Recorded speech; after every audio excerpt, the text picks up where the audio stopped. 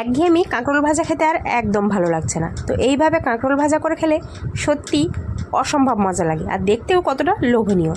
তো প্রথমে কাঁকরোল আমি এইভাবে কেটে দুচালা করে নিয়েছি, তারপরে সিদ্ধ করে নেব। আর অবশ্যই কাঁকরোলগুলো কচি হতে হবে।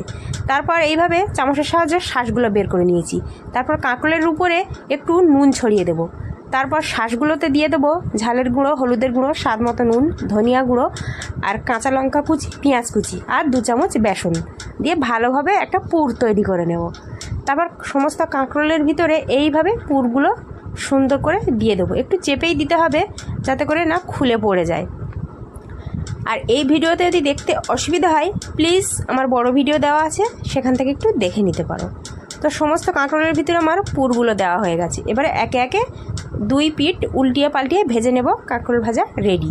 আর ভিডিওটা ভালো লাগলে একটা লাইক, কমেন্ট আর বন্ধুদের জানার জন্য বেশি